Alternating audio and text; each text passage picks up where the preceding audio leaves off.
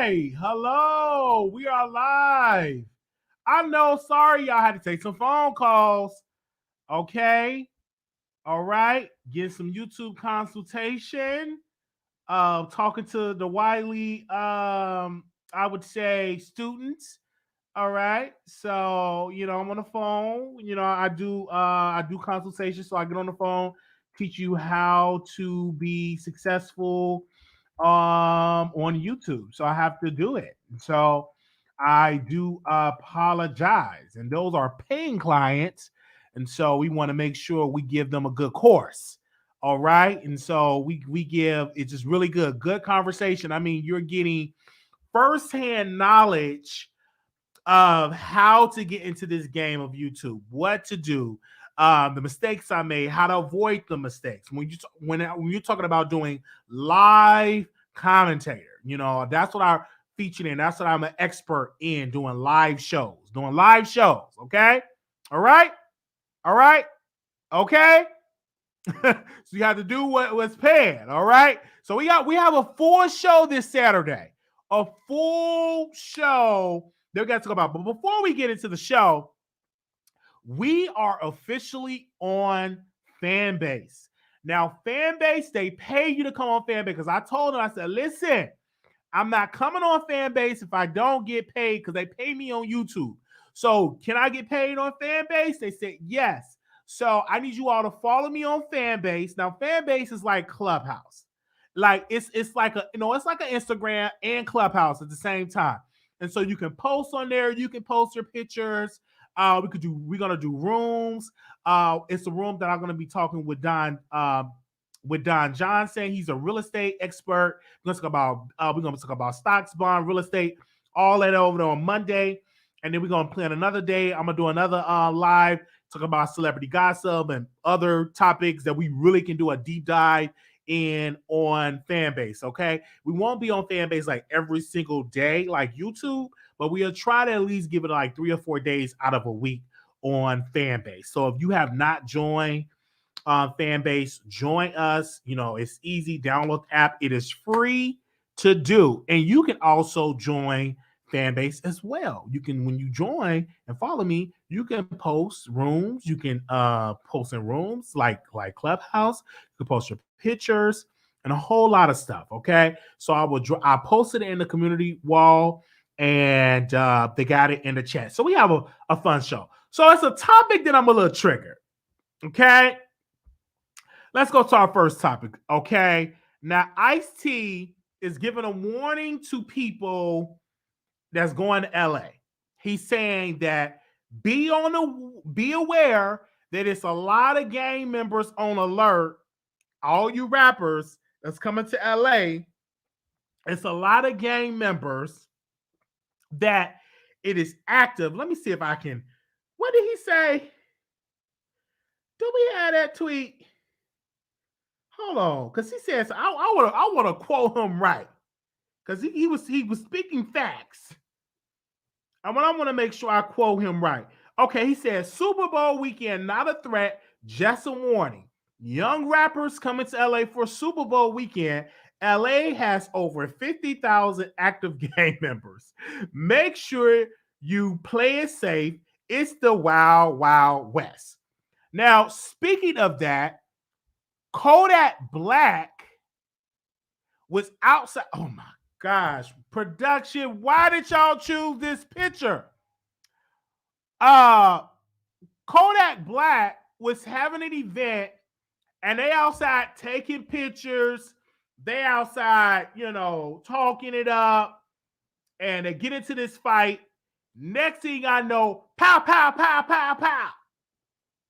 I'm like, oh my gosh, gunshot. And I'm like, what the world is going on? And it was on TMZ, pow, pow, pow, pow, pow. I'm like, oh, who got shot? I'm like, oh. And I'm just watching the video, and I'm like, oh my God, nobody got shot. So I think about 4 people got hit. One person he was in so much pain. I saw the video. He got hit, I think in his leg or his thigh, and he was just, I'm like, oh wow, it's LA. Like, y'all got to be careful. This is why Beyonce don't even go out like that. When you know you are a rapper, you attract bad activity. Just go to the club, get your money, get in your Uber Black, get in your entourage, y'all go home. Don't try to take pictures outside. That's not your city. It's a lot of people that want to snatch some chains. That ain't the time for you to be taking pictures and laughing and lollygagging. Get your money. Hey, what up? I was getting to the money. Hey, what up, what up? Get your money and you get your bag. Do your club appearance. You get up out of there. Don't go to the club super late. Go there about 1 or 1:30 or go to 12:30, 1 o'clock, and you get up out of there and go home. Don't be out because Kodak Black, he all outside taking pictures because you don't know if the ops is out there looking for you. You don't know if your ops or if your crew against this crew, like you don't know. So don't be out there be trying to take pictures of Lottie Gaga. You are in the wild, wild west. So I agree with Ice-T was saying that, be very careful for young rappers that's coming because we lost so many rappers. We have lost so many. Young Dolph. What's the other rappers? Y'all name them in the chat. From gun violence, we have lost Young Dolph. That's a recent death. The other death that was in LA, we have lost. We have lost a lot of people. So y'all be very cautious. With me personally, I don't even go to clubs. The last time I went to a club, I went to go see Lil' Kim. She was in Chicago, and I stood in that long line, and Lil' Kim ain't a violent person. So I went to go and see Lil' Kim, and I said, this will be the last time because I could have, it was so much heat and so many black folks in one room.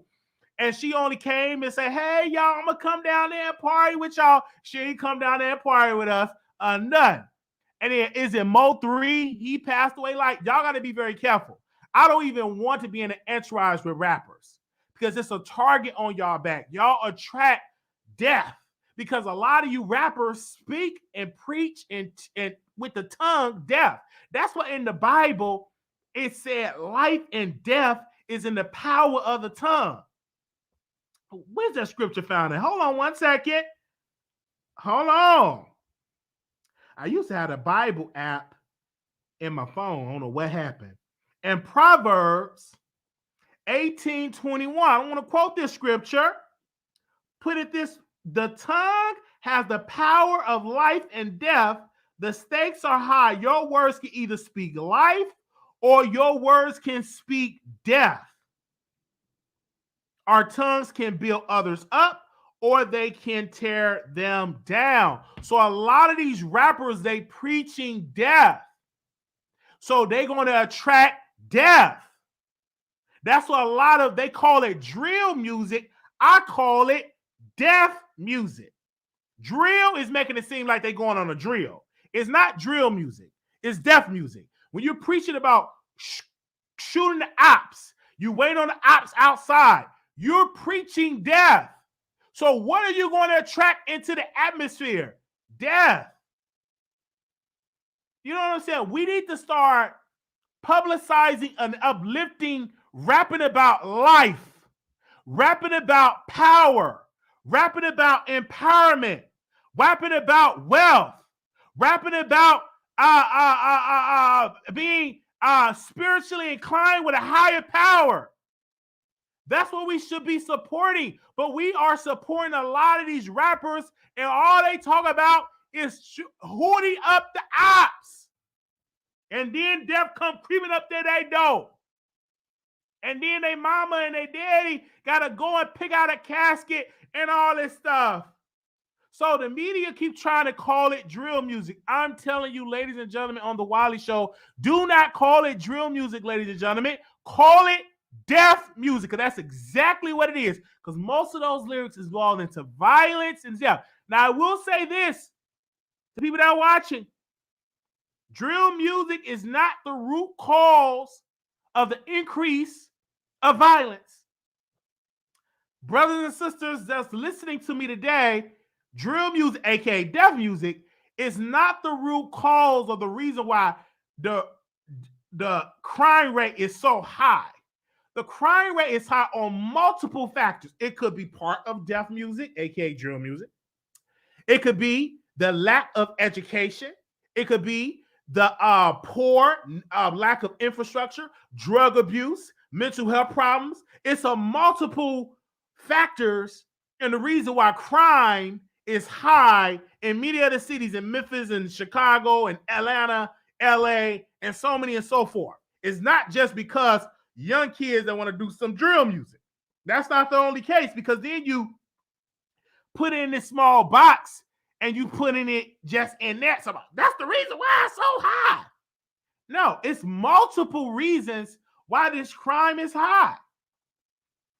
Inflation, mental health issues, poverty, not able to get a job because you got all these felonies, drug abuse. You want to quit come up, you want to carjack people. It's not just the video games. It's a multitude of reasons of why. And that's what's going to take a multitude of solutions to fix the problem. Lack of fathers in the household. That's another reason why crime is high. I can go on and on and on and on. And I don't know all the answers. I'm just a black man with a YouTube channel with a Love is Love t-shirt. All right. I'm preaching love. All right. So y'all make sure y'all send an offering. Okay. Hold on. Lust. I put some in the offering basket. Y'all got a message. I said, put some in the offering basket. Don't let the offering basket pass you by. You don't put nothing in it. All right. Anyway, we're going to move on. Because that hair, let's just look at just look at Kodak Black. Just look at this man. Like, what? Just look at him. He got a tattoo on his face, grill in his mouth, hair over his head is sticking up. I just don't. And women like this? Okay, that's sexy.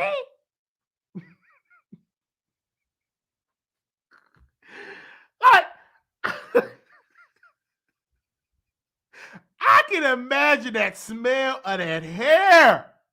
It probably smells like balls and Black and Miles. Like, I just don't understand. And Newport 100s.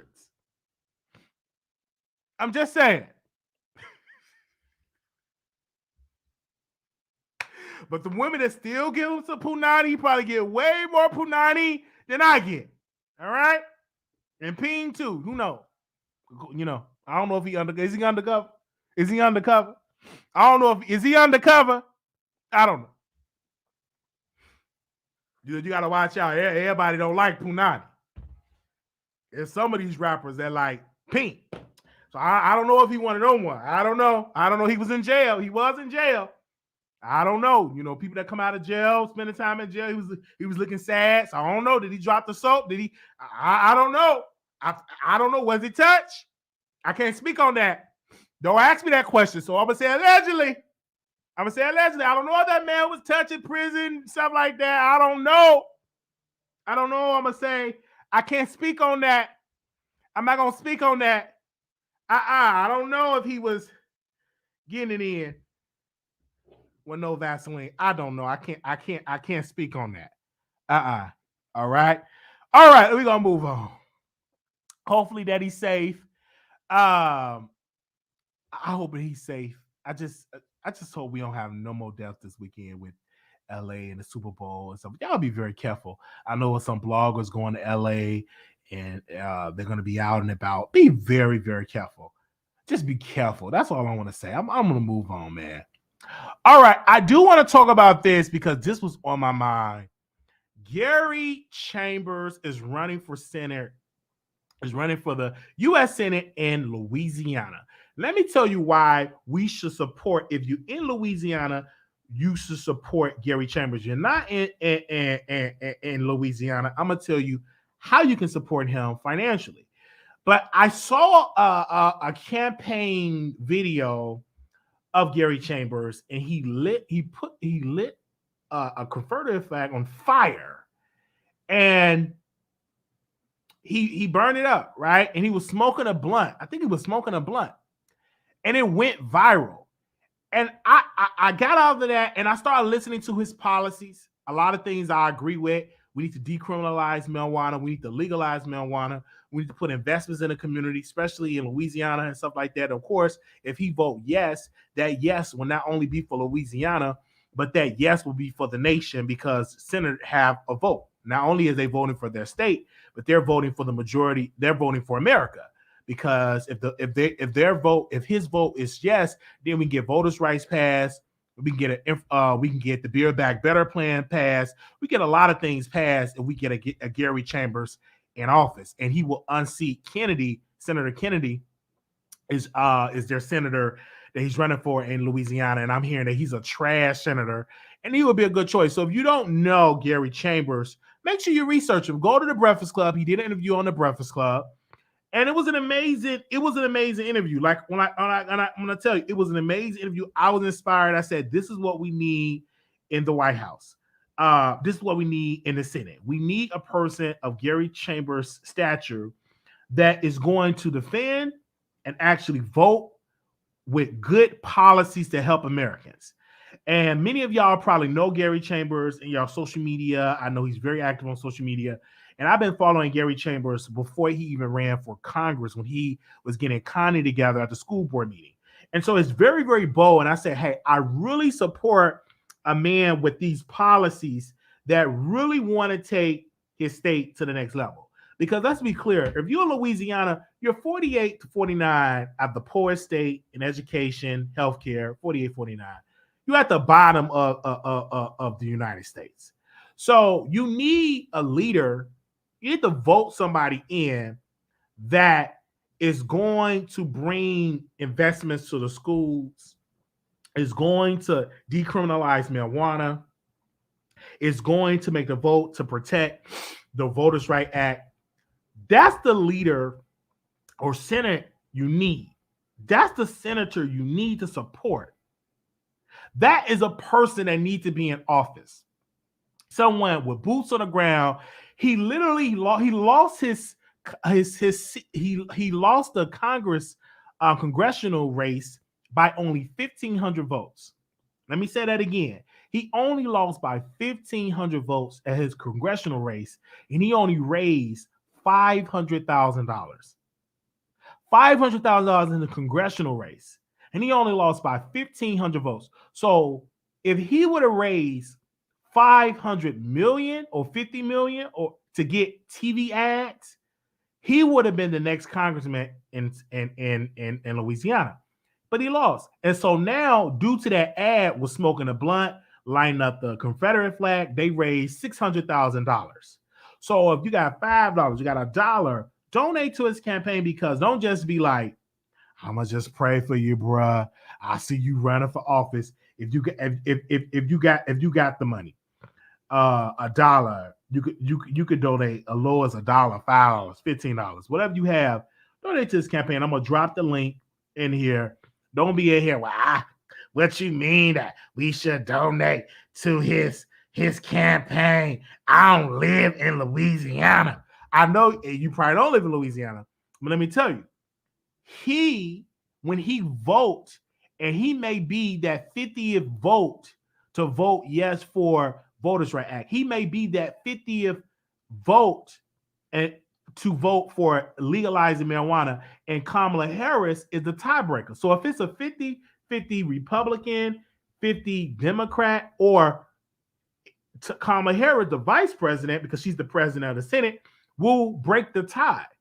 Or if he win and they flip a couple of these seats and Democrats win more seats in the Senate, then the president have more power to enact these policies that he want to enact. President Biden, let me tell you, and this is where we need to have a civics course here. He only have a 50-50, meaning that one Democrat can be like, I don't want to vote for that.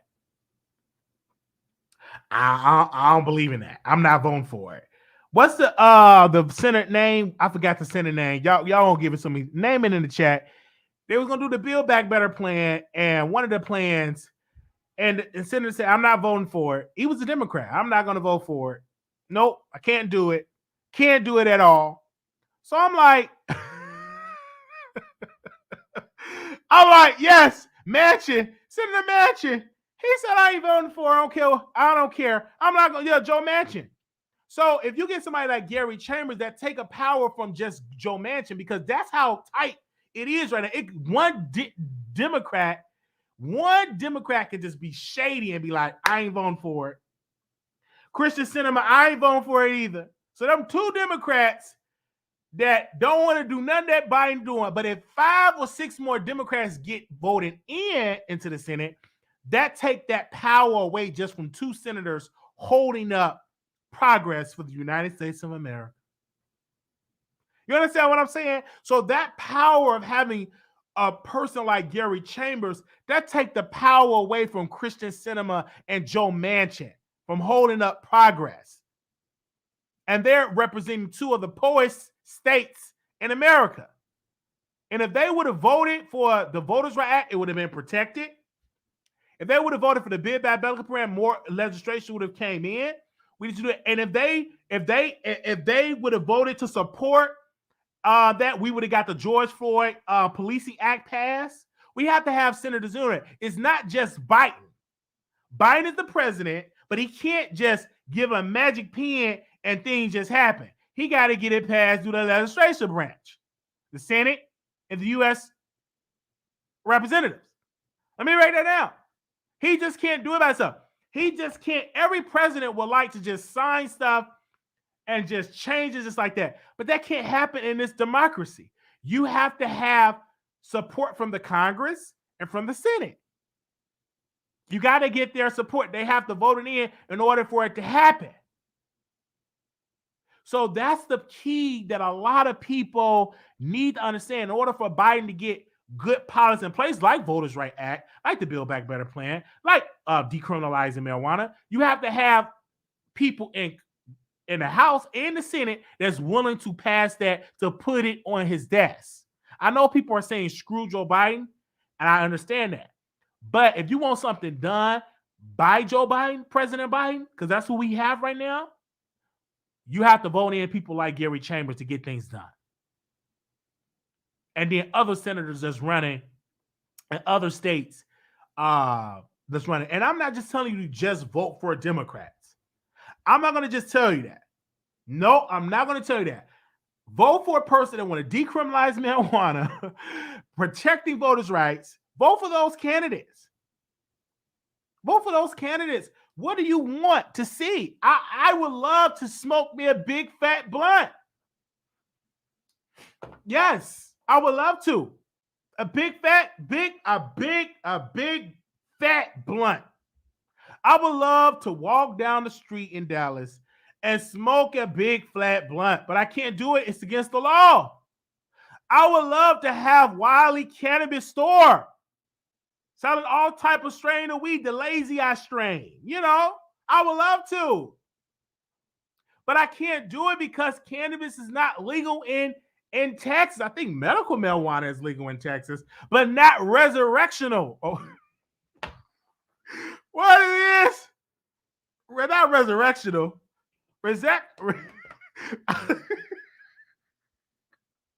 Y'all excuse me. Is it resurrectional?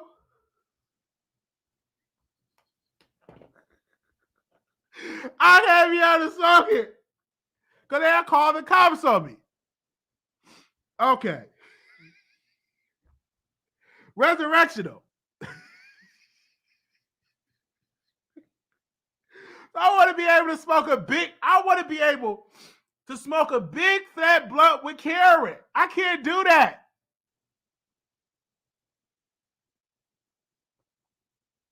I can't smoke a big fat blunt with carrot. Because it's illegal in Texas. Now, when I go to Illinois, I was smoking me a couple of blunts. Oh, man, I was smoking me a couple of blunts. Man, I was outside, baby, man. It was just me in the snow, just putting it back. I was smoking a couple of them blunts. I was able to go to the store. I mean, all type of the gummies, brownies. I was just smoking blunts. But I can't do that in Texas because it's illegal. I had to go to Texas. I had to go to Illinois, to my hometown, and smoke me some blunts. I want to be able to do that here and I can have the munchies and eat me a good old Texas steak.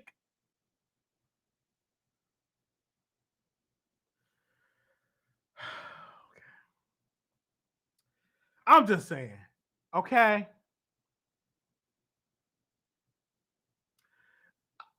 Y'all should vote Gary Chambers in there. Do anybody agree?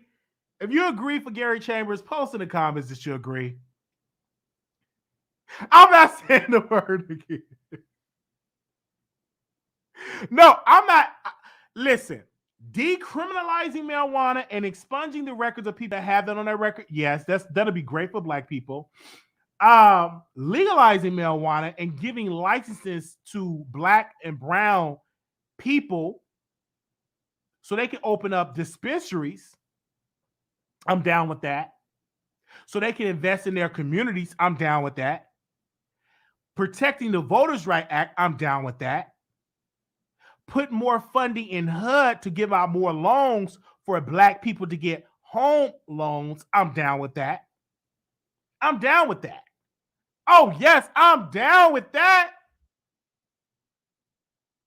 Put more money for more grants to invest in entrepreneurs, I'm down with that. Man, I'm down with that. I'm down with that.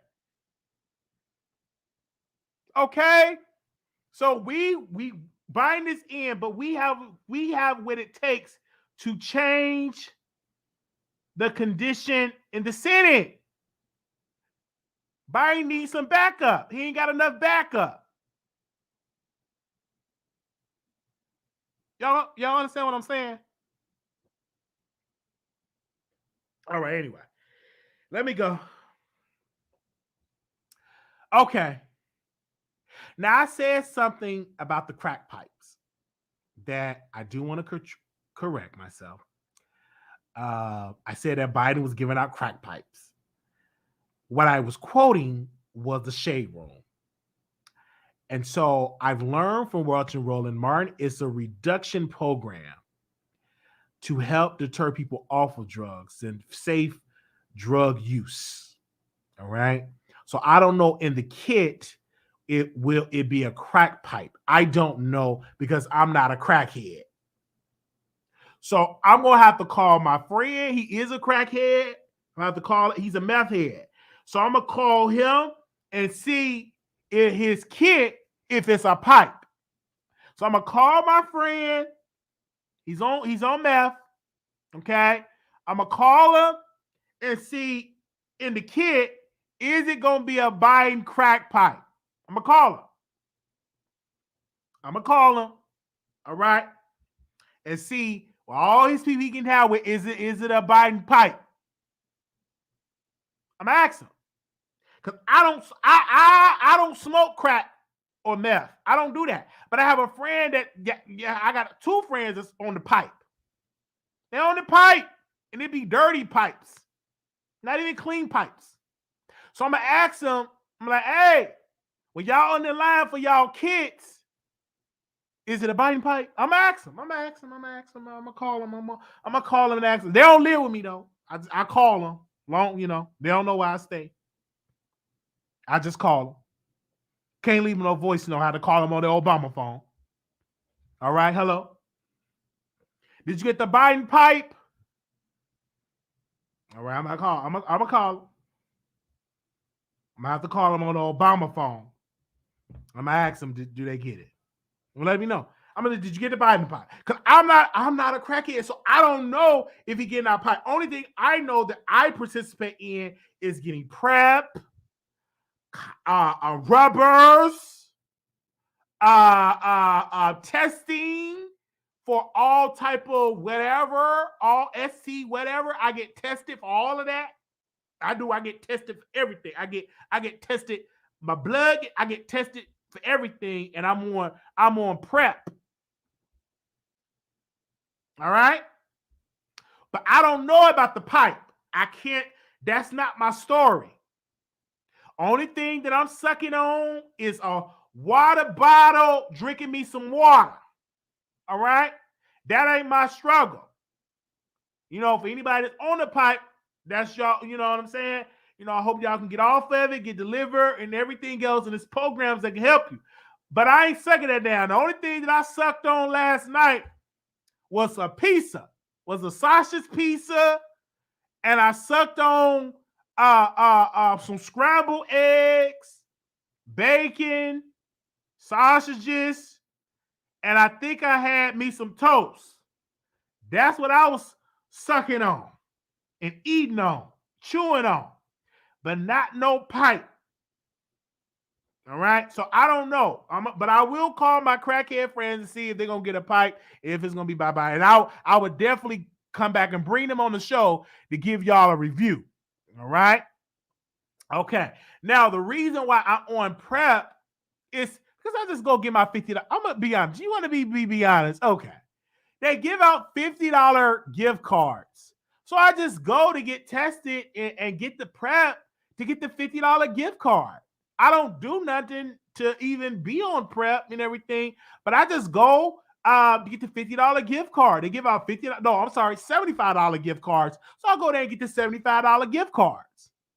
And I'm just being, being safe. And they also get, if they didn't give out the $75 gift cards, I wouldn't be out there going out getting no prep.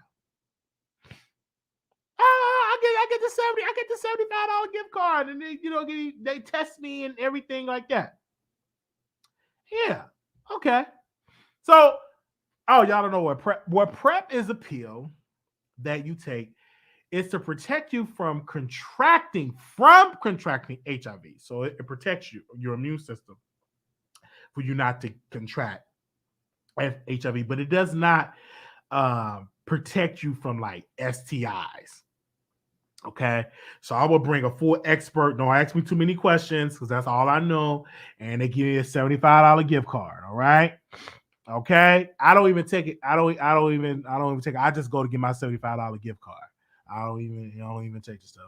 That stuff's still in my boxes and still in packages. So I don't take it. Because I don't do nothing. I don't do nothing. If I was active out there doing the pipe, then I can understand it. But I don't take it. I was taking it at one point. I don't take it no more. So I don't do nothing. Why am I taking it for? Ain't nobody in my Badussy.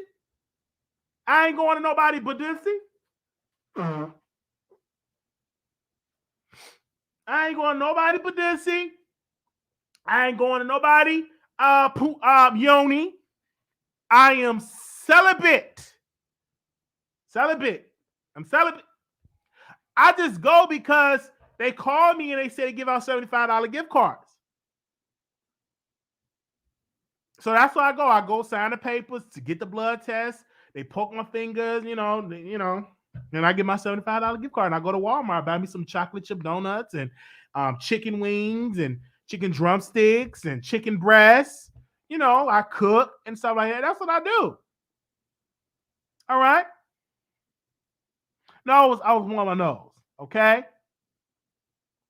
So, yeah, I would say because the women that I was gonna get into. Let me take a Biden picture now because we getting into some things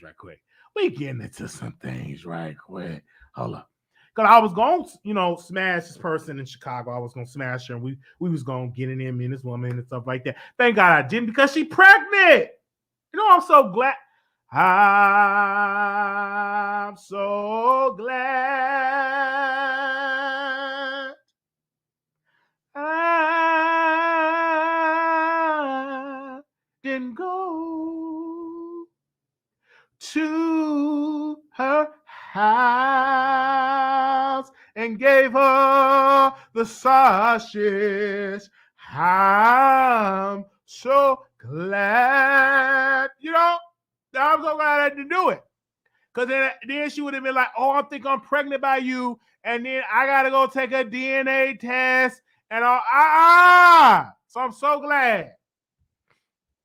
So glad. And then I'm hearing that the three letters, the H, I, and the V, there is straight people have tested more for HIV than the LGBT people. This is the first time in years that the straight community have tested positive more than the gay people. So I'm so glad I didn't stick it in there because I don't want to get nothing. I'm clean. Yes, mama. Hey, mama. Yeah. Glory. All right. So, because it's a lot of stuff going on. So I'm so glad. And, women can get pregnant. And I'm so glad I ain't ready for no kids right now. My nose is running. First of all, I need to get this, my nose be running, stuff like that. I got to get this allergies and all this. I ain't got time to be going to pick up Wiley Jr. from daycare. I like to go live Monday, Tuesday, Wednesday, Thursday, all type of all day. But if I had kids, I ain't going to be able to do that. Any kids that making noise, crying, I got to end the live, got to change diapers. I ain't ready for all that. I got to end the live, I got to change diapers, and I ain't ready. I'm not ready. No. Got to buy diapers, and I'm just not ready for that right now. All right? Not ready. I thought I was ready, but I'm not ready. All right, I'm not ready. And I don't make enough money yet to hire a nanny. And I don't trust nannies. I'm black. What I look like getting a nanny? I'm from the old school. I take care of the child, stuff like that. So I know children are a blessing. I know they are a blessing. Yes, they are a blessing. But I need to be able to afford that blessing.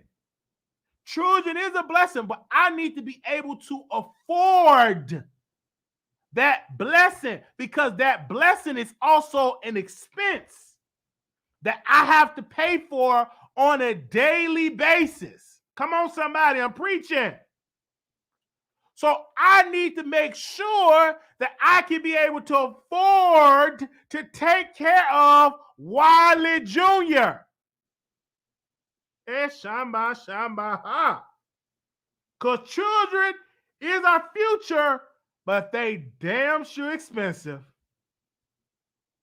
Children are expensive.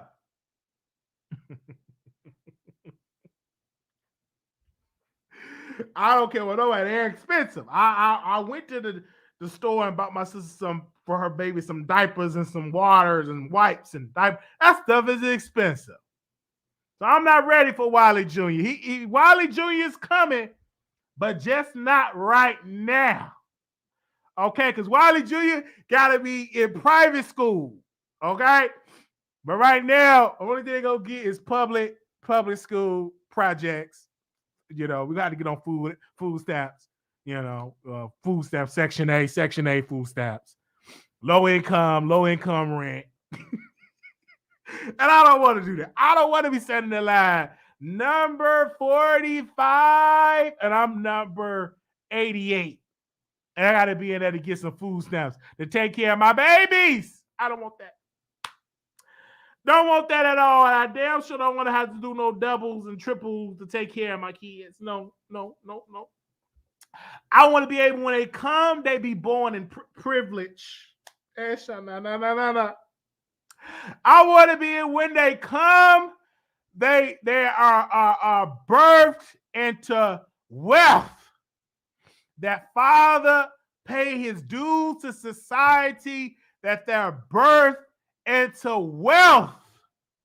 I don't want money to be a problem. So when my kids are born, they don't know what it is to be without. They're going to always know we got money. We wealthy. That's what I want my kids to be born into this world, us coming through wealth. Can I say that? All right.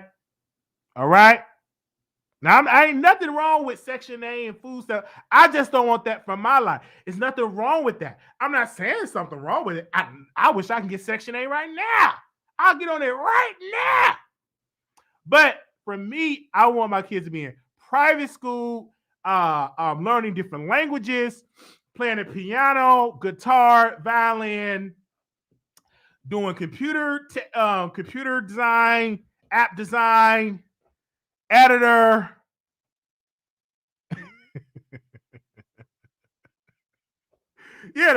I'm just saying, because if I do have kids, it's going to be a lot of them. When I do, we're going to have at least about 9 or 10 kids. They're going to be my production assistant, camera lights, director, everything else. All right. Let's move on. So this the truth. All right. Do I get something else that I got to talk about? Very well, right. Okay, we talked about that. What was your? Oh wow, wow. I didn't. Whoo, this is a tough one. This is a tough one. This is Amir Locks is a black man who was shot and killed by the police who entered an apartment where he was sleeping. So it was a no-knock warrant. And authorities in Minneapolis apartment where Amir Locke was killed by a SWAT team member said a no-knock search warrant was necessary to protect the public and officers as they look for guns, drugs, clothes worn by people suspected in a violent murder. According to a document made public Thursday, the application have search warrant executed at an apartment complex February 2nd was released the same day the Locke's family renewed a call for a ban on no-knock warrant. So what happened was they went inside this young man's apartment, and this young man was sleeping, just sleeping. No-knock warrant, just swap into his apartment, and he pulls his weapon, and not even a minute, they just start shooting at Amir. Innocent black victim. Wasn't the suspect that they was looking for. Innocent black victim. And it's so sad because I live alone. The story, it really roughed me up. He was on the sofa, just sleeping, just minding his own business in his apartment alone, minding his own business, wasn't bothering nobody at all. And I live alone. And you mean to tell me that an officer got no-knock warrant, no warrant at all? Thank God I don't have a gun or whatever. I could pull up a stick or a knife or remote, whatever. But that happened. I'm like, why are we still doing no-knock warrants? Why can't we just knock on a door and just get the SWAT in the front, get the SWAT in the back door? Most apartments don't even have a back door. Most apartments have one door. Now, some apartments do have a back door, some have a balcony, but if you're on the third floor, we're going to do jump. So just have somebody in the front and the back and announce you in there and just break the door down. But don't just go in there when a person's asleep, because your instinct is going to be to protect yourself. Is this a stranger? You don't know if this cops or whatever. Your instinct is going to pull your weapon for protection. And so that's why I don't go and get a weapon, because just this story alone, I'm like, nope. At one point, I wanted to go get a weapon to protect myself because I say I'm a black man, I live alone. But I'm hearing these cases, and it just doesn't not make me feel good. We need to do something as Americans, as we need to really network and promote and protest to change the law on a no-knock warrant. That's something that we should not have in this country. Right? It's just nothing. We shouldn't have that. Like, why do we have where officers could just come? No, they're not gonna knock. They're just gonna just break the door down and then come in. Oh, freeze! Put your hands up. Like, what? Like, we have to do much better at that. I'm praying for the family. This is sad. I cried because this could have been my brother. It could have been me. It's just sad. My heart is broke because of this. And then also my mom was telling me, I was on the phone. I was talking with my mom today, and we were talking. She said, somebody from the school that you attended was killed. Excuse me. Give me a second. It was a 15-year-old. A teen shot Chicago Military Academy student 10 times as he walked home from school. So it was a 16-year-old that is charged with first-degree murder and a hijacking. He said he fatally shot a 15-year-old Michael Brown about 3:15 p.m. Tuesday. The 16-year-old would be tried as an adult, while another 15-year-old who was faced charged felony possession of a stolen vehicle. This young man was walking home from school and went to the same, not Amir, but this case that I'm reading to you right now, went to the same high school I went to, was a freshman at Chicago Military Academy. And it's just really, really sad, man, that this happened. This young man loses life, and just the violence in Chicago. I put something in my phone. I mean, on my title, I say pray for Chicago, and pray for this child's mother, that this young man is gone, just shot now in the South Side. And my mother said that she's glad that I'm not in that school. That because I remember, I don't want to tear up because I remember, going to Chicago Military Academy. I remember getting on the Green Line. I remember, what I'm saying, walking on 35th Street, going over 35th and Giles. I just remember that being a freshman, just going to school, and that could have been me. I could have been trying to get a lift or Uber to get back home to see my grandmother, to get back home and get shot those times. That could have been me. So it's really sad because the crime is just it's just so unbelievable. And that's what I try not to watch the news so much. But since I am a commentator and I sit here and I talk about stuff, celebrity gossip, I try not to talk about heavy stuff. But I always pray and I say, what can I do in this? And instantly it just came to me, said, God bless me with this platform. It's like my pulpit where I can sit here and I can give light to these stories. And hopefully my voice can be a change maker and to make people get into office and change some laws and to clean up these cities. That's what I hope. There's no telling what my life's going to take me, but I'm yet doing my part. What I can do is just to talk about this story and the name of the victim. Give me a sec. I'm going to make sure I got his name right.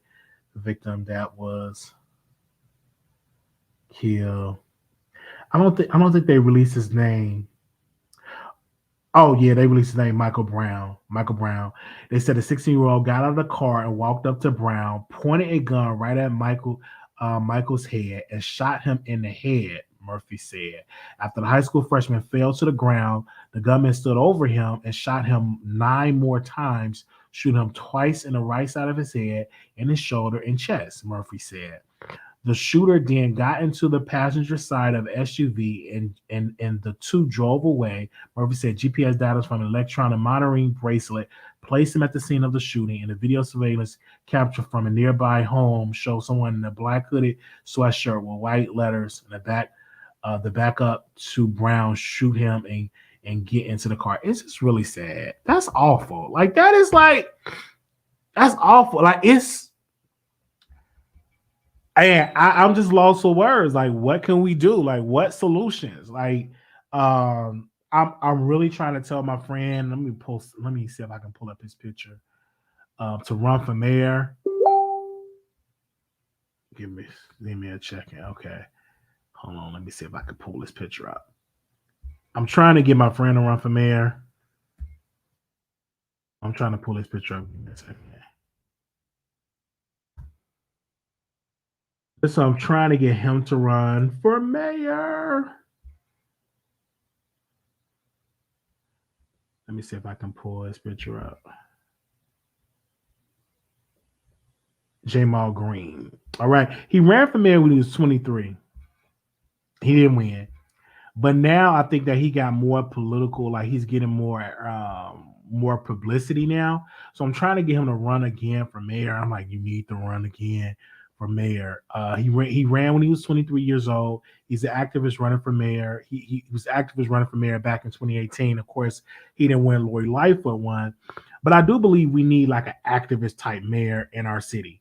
So I'm trying to get him to go back into run again. So he's just been on my mind. I've been like, hey, man, you need to run. I'll be tweeting him on Twitter.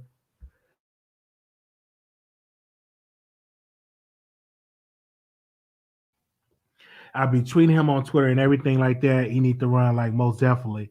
Commit ground while on the ankle monitor. Yeah, it's really really sad. And see, what's my fear? This is my fear that we go back to the 1994 crime bill days, to that law that we were locking people up for crack and we were locking people up, giving them mandatory sentencing. And my fear is the crime is going to get so out of hand that black politicians, the Congressional Black Caucus, black politicians, black mayors, black governors, they're going to pressure, as well as some white moderates and progressives, going to pressure Biden to make more laws more stricter and to giving these young kids decades in prison. Like if you get caught with a gun, you get 50 years. You get caught if you get caught carrying a gun that's not registered, you get 100 years. Like my theory is that we're gonna go back to the early 90s when they had that crime bill because crime was so out of hand. Like people talk about Biden in the 1994 crime bill that he helped author, and of course, President Clinton signed into law. But the crime was the drug activity, the gangs was so out of hand that black politicians, as well as the Congressional Black Caucus, they were pushing that bill to be passed. A lot of people forget that. They're trying to throw shade now, but a lot of them wanted that to be passed. They was asking that to be passed. So my fear is that I don't want us, we go to the place where an innocent person get caught with a weapon and you get 50, 60 year sentencing. And that's the road that we're heading. That's the road are we heading if we're not careful. We're going to be heading for some serious time that we're going to lose another generation to the prison pipeline. But we also losing a generation to death because people are just like that case I just told you about in Chicago. He already shoot the man in the head, but you shoot him more times. So it's obviously it's something going on. That's why I am a huge component on reallocating funding to other departments other than the police, like mental health, other fundings to make investing into youth centers and investing into investing into mental health clinics, investing into, you know what I'm saying, tournaments for kids to go to in the neighborhood, football tournament, baseball tournaments, you know what I'm saying, soccer tournaments, and job and investing in $100 million into summer job programs. So what we need to put money into other departments because we give billions of dollars to the police. I don't know what these police officers talking about. We ain't getting enough money. Y'all get billions of dollars. New York, the police department get billions. Chicago Police Department get billions of dollars. Can we take $1 billion and put into mental health and crisis managers and to mental health treatment and to funding our programs and giving kids to be able to talk to a crisis manager or a therapist, you know what I'm saying, for free without have to pay. If you're in public school, you should be able to talk to a therapist for free about your problems and also to help with housing and so much. I had to do this show on Saturday because I could not sleep for the life of me. I could not get no sleep. So I was like, let me go live and let me go live and let me talk about this. We need better oversight because in this particular case, I was talking about they didn't release the picture. I was going to post the picture, but the man was on electronic monitoring. And like, why in the world this man is let go on electronic monitoring device? Why is he free? And you're still doing crime. So maybe we should not put people on electronic monitoring. I'm just saying. I don't want to say that out loud, but I just said it. So, but then again, what if an innocent person needs to be on electronic monitoring that's not a violent criminal? So it's like, that's a tough situation. So what I'm going to do is I'm going to open up the phone lines. It was another case I want to talk about. Oh, no, that was those two cases. Wait a minute. Let me see. Hold on. Okay, hold up. I want to talk about this dude. Let me pick it up. And then I'm going to open up the phone lines for anybody that do want to call in. Give me a second. Y'all like when I put the pictures up? I'm talking to my students like, make sure y'all put the pictures up so they know what you're talking about. So I'm making sure I do it too. Give me a second. I'm trying to put the pictures up. Oh, that's it. All right, I'm going to go to my last topic, and then I'm going to open up the phone lines if y'all free. All right. Van Jones, did I have that? All right. All right, here we go. So Van Jones, it's so funny to me. This man is smashing his friend. His friend wanted a baby, and he wanted a baby. So he give his friend some ping, so he's expecting to have another child. Instead of him saying, "Hey, you know, I'm not married.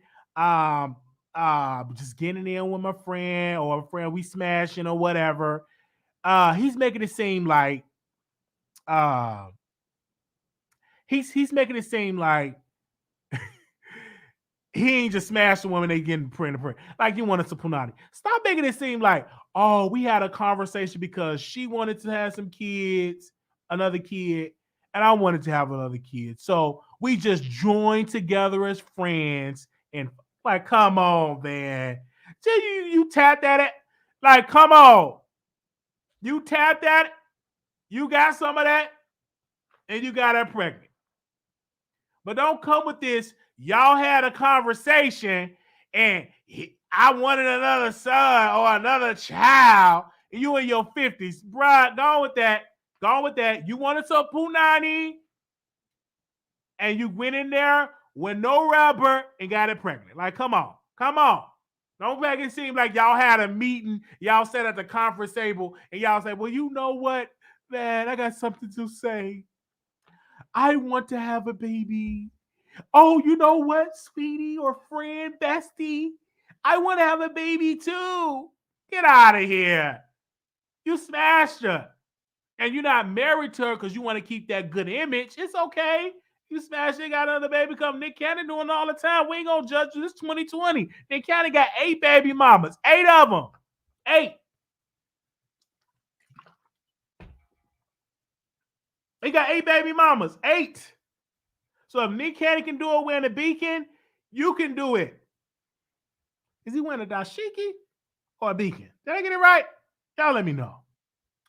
All right, we're going to open the phone lines. All right, it's Saturday. We're going to open the phone lines. Do y'all want me to open the phone lines?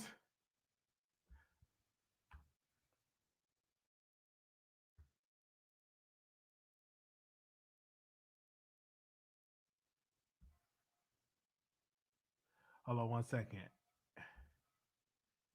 Yeah, Banjo. He tried it. That man know he tried. Hold on one second. I'm going to open up these phone lines.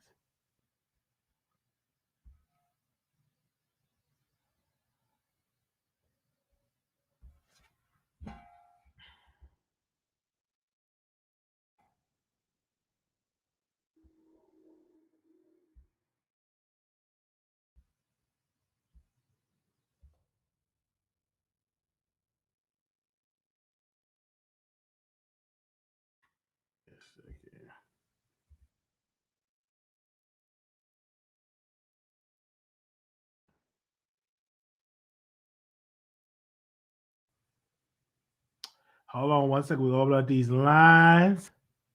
Because yesterday I didn't do it for 2 hours. Okay, I did it right. He really, really tried it. That's just like me saying, well, I had a conversation with my friend.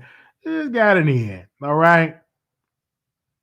All right. Please take a comment. Like, yes, so phenomenal Clubhouse. So something phenomenal. Oh, something phenomenal Clubhouse. Is it? Don't tell me that. Do I need to go and read somebody on Clubhouse?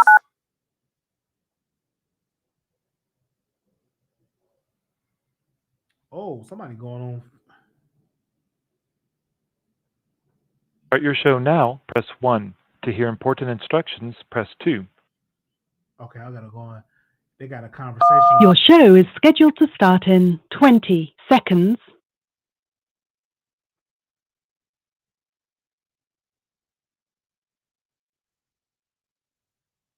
All right, 20 seconds. Your show will go live in 5 seconds. 4, 3, 2, 1.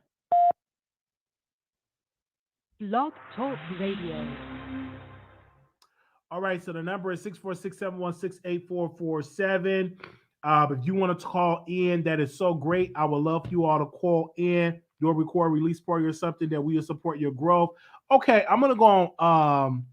I'm gonna do Fanbase Monday, and then after this show, I'm gonna do Clubhouse. So who all over here on Clubhouse? Do we have any Clubhouse people over here? I need some moderators on Clubhouse too, so y'all can definitely join me on Clubhouse. Because my fan base, I ain't got no fans on Fanbase. Baby, I only got 2 followers on Fanbase, so maybe I need to go live on Fanbase a little bit. But I can do Clubhouse. I got followers on Clubhouse. Let me drop my Clubhouse in here. Give me a second. All right, I got almost 400 followers on Clubhouse. All right, who's on Clubhouse? I'm gonna drop it in here for people that didn't know I had. I'm on Clubhouse. I'm gonna pin it on here. Now, Fanbase is like a Clubhouse. It's like an Instagram and a Clubhouse, and it's Black owned. It's not that well known because a lot of people ran on the Clubhouse. But if you all want to call in and speak to me, the number is 646-716-8447. All right, 3286. You live on air. Hi, Wiley. How you doing? Doing all right. I just wanted to comment about this no-knock warrant thing. Yes, ma'am. I think that we need to stop hiring scary police officers. What do they expect if they had a no-knock warrant? I would assume that they assume that the person is highly dangerous. Mm-hmm. So why is it that they are going into the situation scary to the first thing they do is shoot them? Mm-hmm. If you're going into a man's house at 6 o'clock in the morning, 7 o'clock in the morning, he sleeps, he's going to wake up disoriented, whatever. He pulled for a gun. Why can't you tase him? Why are you so scared and afraid for your life that the first thing you do is shoot? Because already when you go in there with a no-knock warrant, you already going in high alert. But you should be trained enough to say if he's innovative, Exactly. could have got the canine dogs, or you know what I'm saying? It shouldn't have to be. That's what I'm saying. Why are they so scary? You know what I'm saying? It's really sad. And correct me if I'm wrong, from my research, he wasn't even the suspect. I haven't heard because he wasn't. I don't think about the story. I think like the person that I think they got the person that they were looking for, but it wasn't Amir. From my understanding, from where I reached, unless a new development happened, he wasn't even the suspect that they were looking for. Yeah, they couldn't even criminalize him because, that was going to be the next step. They was going to try to say something about him or whatever. Just like they tried to do with Botham John. Yeah, because he was illegal. Because he was a legal gun owner. From my research, he was legally able to own a gun. It was not illegal. He was able to have one. And they bust into his home. Anybody that if somebody busts your home, you're going to pick up something to defend yourself, especially if you're sleeping. You're trained to defend yourself. Yes. I'm just trying to figure out why are the policemen so scary now? Especially when it comes to Black people. Why are they so afraid that the first thing they do is shoot? You too scary to be a policeman. You too scary. Okay, I'm reading right here in the chat. Somebody said he was visiting his cousin, and yes, he was sleeping on the couch. So that's the point. Okay, he was visiting his cousin. Okay, that makes sense. Okay, but still, to my point, like you just can't be busting into somebody's place while they sleeping on the couch. Like your defense mechanism, I mean, that's scary. Oh man, that's scary. Like man, that's just they don't respect us. Like they don't respect us. When the Bethlehem John situation, that remind me of that situation. Yeah, it's very scary. And they use the gun. They like boom, boom, boom, boom. They are scary. They are scary at the same time. I guarantee if that was when it comes to Black people, if that was a white boy and a white man in his couch, they would at least tase him. They would at least tase him. They would have not shot him many times. Yeah, I'm just tired of these scared police officers. I'm just scared. I mean, I'm tired of them being scary and fearing for their lives every time it comes to situations with Black people. I'm tired of that. Yeah, I hope in this situation, I think they need to get away with the whole no-knock warrant. Knock on the door, announce yourself, because that's the most great way to do it. You train. If you have to do a little bit more police work to catch your suspect, then you do your little bit more police work. But come on now, like just busting into somebody's place, like without knocking and announcing yourself. What do you expect? What do you expect? I'm just saying, like you're gonna see a gun, possibly, yes. It's just really, really sad, and this is really sad. Like when the parents, when they get this news of yet again a young Black man is gone. Like this is sad. Like we're losing so many of our future doctors, future lawyers, future congressmen, future senators, future scientists to police killings. That was an execution, and those officers, in my humble opinion, need to get the death penalty. They need to be stripped. They need to be stripped of their badges because what they did was completely criminal. But they might not get it because they're officer. They're gonna be like, "Well, we fear for our lives. He pulled out a gun." That's my point. So, that was my whole point. They are too scary. You need to be about their life if you're a police officer, not trigger happy. That's all they are, is trigger happy. And the first thing they want to do is shoot to kill somebody. Facts. They need to be retrained. I'm sorry. I'm sure there's some good ones out there, but the bad ones are overshadowing them right now. They need to be retrained, period. Oh yeah, most definitely need to be retrained. And they're getting all this billions of dollars.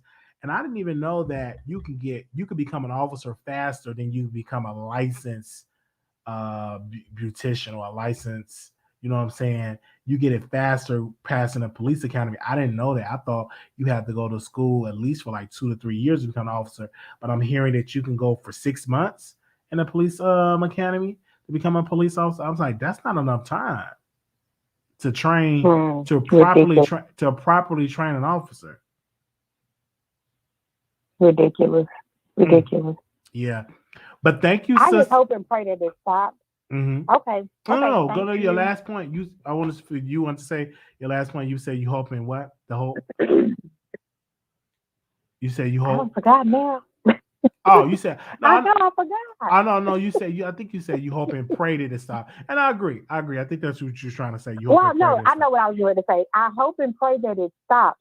But I really do think that in my opinion, I don't think it's by accident. I think it's all intentional. I think it's a scare tactic. I think that they are trying to put Black people in their places. And this is how they're doing it. And it's up to us to change things.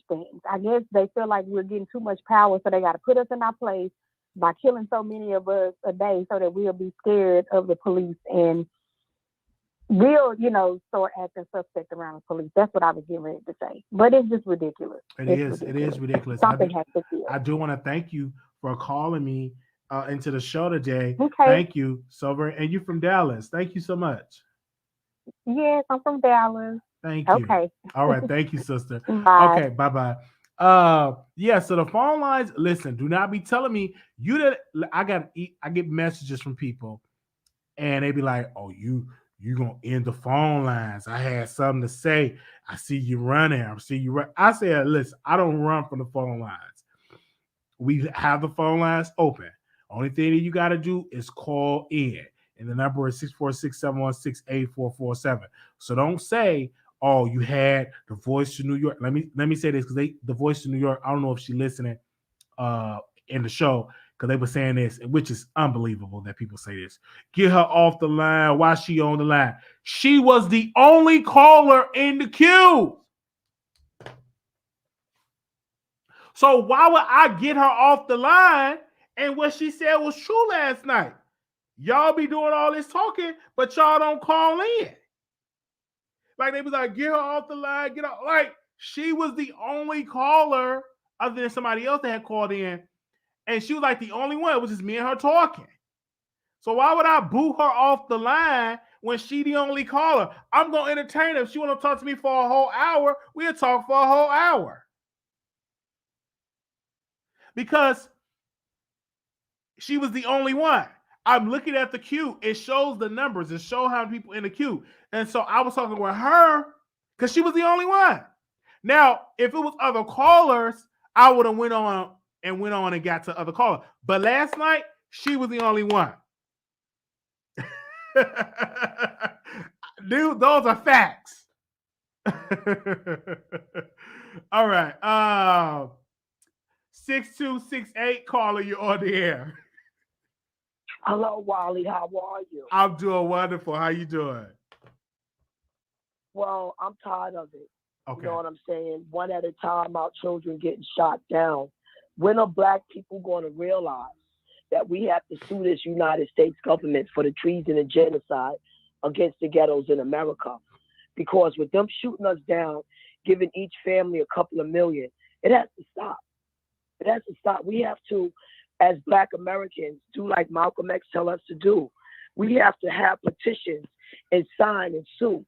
Marching doesn't work. You can march until you fall, till your feet fall off. They do not care. We have to sue. The young generation will become extinct if they don't. Because where are they going to find jobs? They have to build their own Black Wall Street. They're going to have to sell their own merchandise and build their own economic economy because everything is in China. They have to get busy and stop thinking that by the time they get all of these thousands of dollars of education, that they're going to be able to take it someplace. It's really sad. You know, the only thing they give a Black American child is jail, institution, and death. And I'm not talking about the people that's our color. Just because you got my color, you're not me. I'm talking about the Black American young man that don't have anything, opportunity. I'm very grateful. I'm very blessed that my son has a 98 average. That means that most of his tests is 100. But where is he going to take his education? What is he going to do? So I'm trying to lead him into banking because every other Black child just ain't a basketball star or a sports star. Sometimes they got to get in this economic economy. Where's my child? They took away affirmative action. They don't teach the young kids civil rights. They took away for us to be able to discipline our children. So when they front of police, teachers, or anybody, they're acting like wild animals. They poison the drugs. They poison our communities. Facts that we know, this is not a legend. Facts that we know that our government has been involved with destroying our communities. What has Biden done for us? What? For the Black Americans? Well, he can't. Don't be Well, for me, honestly, sister, is we have to call out Biden, which I agree, but we also have to call out Congress. We have to call out the Senate, particularly the Senate, because Congress have passed a lot of laws that can help us Black folks. And it's been literally stalwalled in the Senate because you need to blame Senator Manchin. You need to and you need to blame the other woman. I forgot her name. And those who Senate need to be called out because they could easily change the lives of so many millions of African American people if they play game and vote for those laws. Because they voted no and they did not vote to help those policies. Even the George Floyd Policing Act didn't even get passed because Joe Manchin and also Tim Scott didn't want to support it as well. So it's a lot of things that could get passed if Senate play game, and they're not playing game, in my humble opinion. Okay, let me explain this. For sure, there has been organizations allowed to run charities in the name of the ghetto, and the ghetto doesn't get anything. For example, allegedly, NAACP, allegedly, Black Lives Matter, allegedly, the Red Cross. The government has made it illegal for these people to steal the money. Here in the name of charity and steal the money. The ghetto don't get nothing. The ghetto don't get nothing. I can see so many children in the ghetto with high scores, like my son, 96 average. Is NAACP knocking on my door? No, because where I lived, upstate Ithaca, I was personally told by one of them NAACP personalities that was in charge of the money that they do what they want to do with it. And guess what it is? Friends, families, and associates. That's what the NAACP has been doing to the Black ghetto. Their friends, their family, and their associates. So they can have a couple of little Black folks so the United Nations could say, oh, America's good to their Black folks. No, Black Americans got to build their own Wall Street. No, all the Black Americans got to sue the United States government and the white Americans. All of that treason running up on the Capitol, that's not the way to do it. Malcolm X told us how to do it. And these Republicans is going to ignore us. That's why nobody barely was helping them at the Capitol. You know, come on now, we got to help ourselves. We got to stop buying designer clothes. We have to buy the clothes from the Black designer. Buy the shoes from the Black designer. We got to stop making these demons rich. Now they got Jay-Z in charge of football. That's the Pied Piper. Oh, just hire this man. He could bring all the Black folks. Pied Piper. Pied Piper. Pied Piper. We got to get our children out of the hands of the Pied Piper. We got to have them learn their civil rights. I was on a panel last night. I was appalled. I started screaming and hollering at the panel man because he started talking about, and he had educated people on there talking about, well, that's the way it is. Because it was the fact that a man named Mr. Bryant that was in charge of the NFL that was more qualified than a white man, and there has never been a black man in power in the NFL. And because they didn't give him the job, now he's suing. And they're going to have some prominent people come up on the panel and say, well, that's the way it is. It'll be career suicide. First of all, the NFL is mostly like 80% of black. Why can't all the black boycott? Oh, because that'll be career suicide. My son ain't going to sell his soul for $1. First of all, my son would never be into the NFL anything because that ain't nothing but a gladiator sport where people could really get hurt in the future. It's been statistically filed facts that people have been medically damaged by being in the sport of the NFL. Oh yeah, that's why a lot of domestic violence has been going on, because a lot of that's head injuries, brain damage, CTE, yes. Like that stuff is real. Yes. So you wondering like, why is my man so aggressive? He wasn't like this when he started playing football. He's so aggressive because that's head injuries. A lot of that damage that's going on in the brain. That's the facts. Like I don't think you should try to tell your black child people need to play make football. Their own. They need to make their Wiley. What black American men need to do is boycott that NFL and make their own football, the real football, like they do in the other countries where they really use their feet. You understand? People need to make their own basketball leagues. I'm tired. I don't know. Because, let me tell you something. The town of Tompkins County, Ithaca, New York, where I had to live for 30 years, nobody cares. Wally, I need you to go to my page, and I need you to see why I started my page. Because in Tompkins County, Ithaca, New York, people are being treated like slaves. In New York City, the mayor of New York is putting prominent middle-class working people in shelters. Biden gave them 87 S. Angela Stratton, $89 million. Talking about for shelters for immigrants. It's black Americans, middle-class families in shelters and not eligible for apartments. In these gentrification areas, you're not eligible to live in the areas. Your application is denied. See, we got to sue this United States government. They're giving all of these people from another country that is actually India, all of the black American man benefits. I'm trying to tell you something. We got to sue. Are we going to become extinct? They're going to shoot us down. Nobody needs to march. We got to sue. Because marching doesn't help. Well, marching. No. I want to say this. Marching does help because you do have to apply pressure from the outside, and you also have to apply pressure on the inside.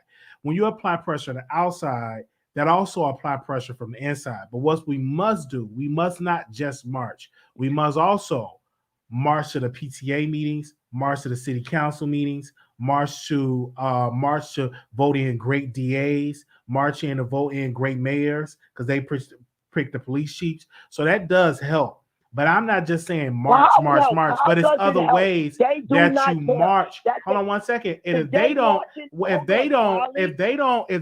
care, let me say this, sister. If they don't care, then we march people in like yourself to say, okay, sis, you need to run for city council, or you need to run for mayor, or you need to run for governor. You understand what I'm saying? We got to stop marching and file lawsuits. We can file that. We are filing lawsuits. We are the NAACP Legal Defense Fund have been filing lawsuits and actually putting boots on the ground, filing lawsuits. Wally, didn't I just tell you they the people that they have been hired to steal our money? Wait a minute, I'm talking about the NAACP now. I'm talking about the NAACP now, Legal Defense Fund. They actually been suing, like in Alabama, they had a lawsuit that went all the way up to the Supreme Court, even though the Supreme Court struck it down because they were talking about the redistricting maps of what's going on and how they are trying to push black folks into just one district and try to discourage them from winning power in these state legislators. So we are doing that. I think that a lot of our Black institutions or organizations sort of do a better job Wiley, marketing. shut Hold on this one down second. right here. Marketing You know, what they're it's not doing. they not doing Hold on one nothing. It's second. just like They that need to do a civil better rights. job marketing our civil rights organizations, the NAACP, the National Action Network, the Urban League. They need to do a better job showcasing on a public platform on the wins that they're doing and the things that they're doing in our community, because they're doing it's some good organizations that are doing some great things for African American people. They do exist. I'm not, you know what I'm saying? They do exist. Well, you know what? But they can't get nowhere. Now they exist, and you know who gets the benefits? The immigrants. They jump on the benefits. Black Americans stay stuck on stupid. And not all. Not all. I disagree with that. I challenge that. That the Black American is I live in the ghettos. Telling you. And listen, what you better believe. Allegedly, the NAACP and people like allegedly Ben Kemp is paid to hold out applications so they can't get nowhere. Well, and act like Olga when they get in the courtroom. Now wait a minute. I don't know if they acting like Olga. We ain't gonna go there. Yeah, they act like Olga. Ben Kemp performs allegedly like Olga. NAACP allegedly like Olga. No. We not gonna say that because I do have some friends that's in NAACP. They're actually doing some great work. We're not gonna say that. You know, shout out to the NAACP. It's all talk. And you know what? Your friends, when they complete the work, your friends is going to give the completion of that work to their friends, families, and associates. They will never reach the ghetto. I know that for a fact. So your friends are going to be okay. Your associates of your friends are going to be okay. But it will never reach the ghetto. It will never reach the ghetto. The ghetto got to help their damn selves. This is all we got to do.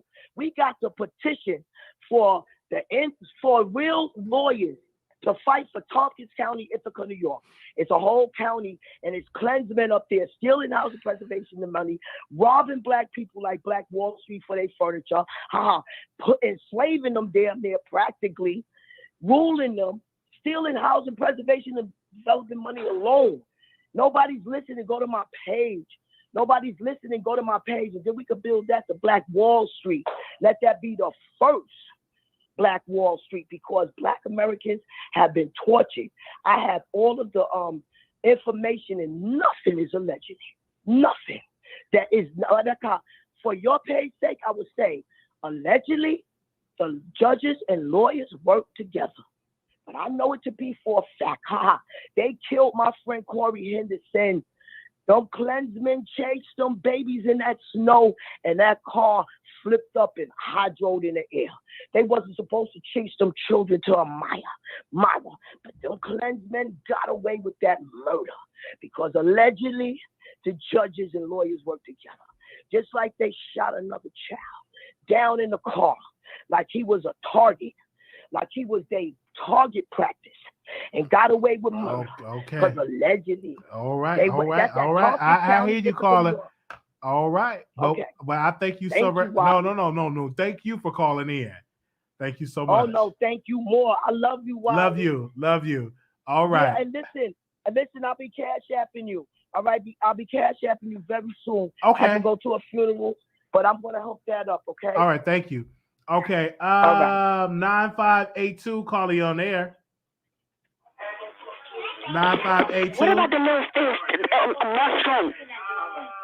I can't hear what you're saying, caller. You got to turn me down the background. I told you that. All right. Turn me down the background. We'll bring you on. Anybody else want to call in? I mean, I love these Saturday shows because it's not as messy and it's not in like messy shows, or it's not based in mess.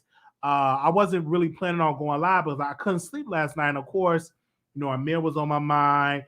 Having an hour conversation with my mother, that didn't make me feel good about the young man that passed away in Chicago.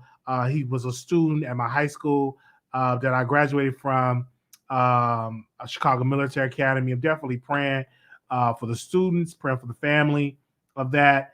So I really couldn't get no rest. So that's why I'm up and about with this. Okay, it's something else that I do want to talk about since we got y'all here. Give me a second. Do I have her picture? I think I should have her picture up because this stuff just came through the wire. Give me a second. Wendy Williams. Now, this case is so weird to me. Number one, she says the bank, Wells Fargo took the money, froze her accounts because her former employee said she got dementia.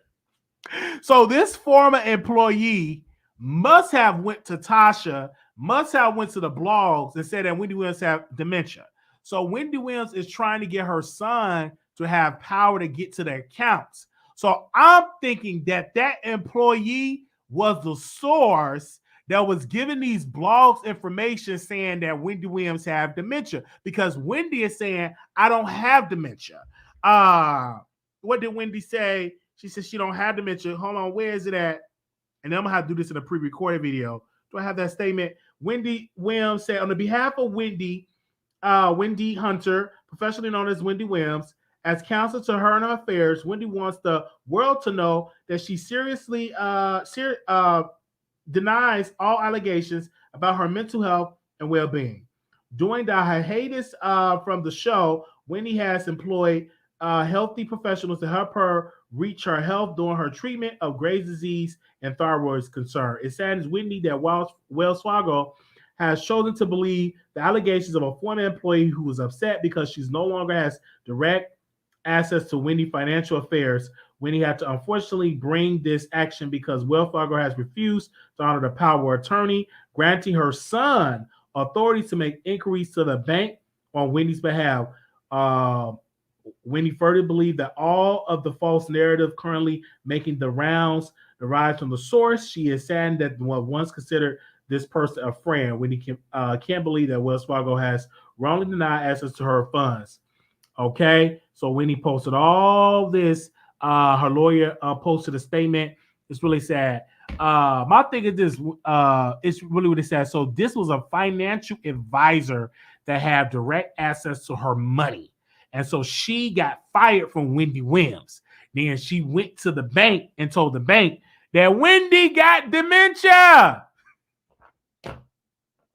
She told the bankers, y'all need to freeze her accounts because she got dementia. She's losing her mind. Because I always wonder, where did that rumor come from? Remember that the blogs were putting it out. Tasha was putting it out. Baller was putting it out. The Shade Room, Neighborhood Talk. They said this woman got dementia. So was this the woman? So the woman that got fired, was she the one telling the blog that this woman got dementia? If I was Wendy Williams, I would come on camera and do a press conference. I know she's trying to get well, but boot herself up and come on camera.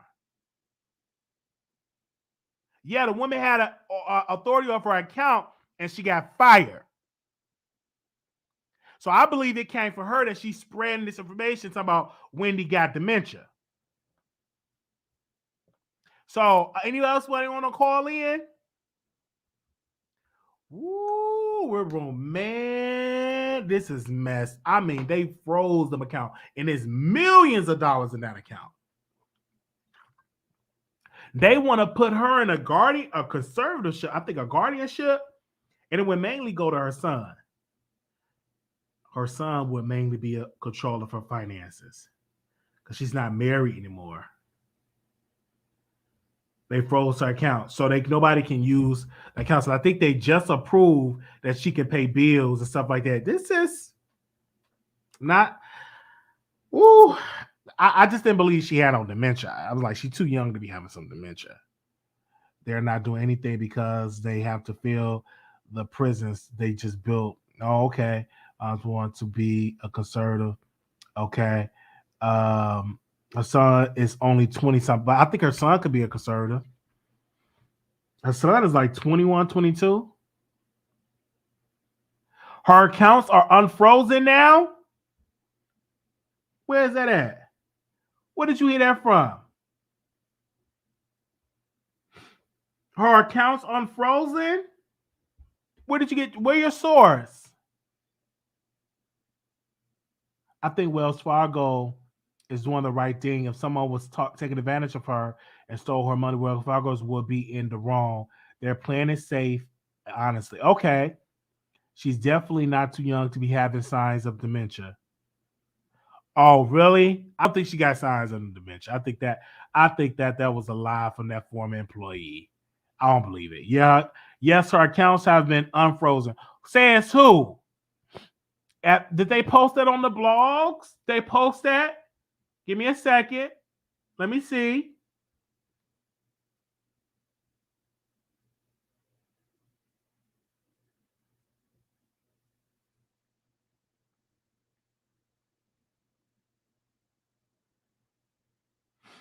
I don't see it.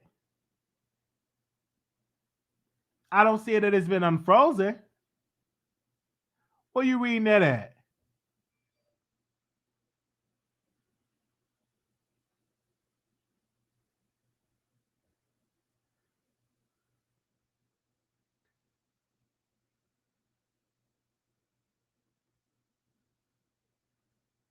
I don't see that.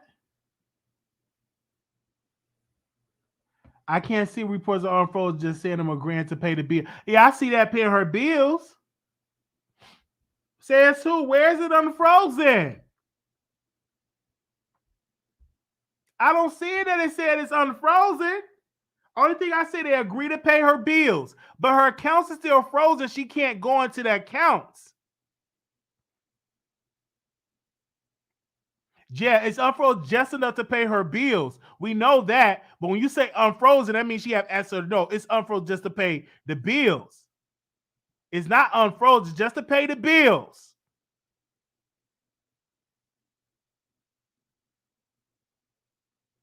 Okay.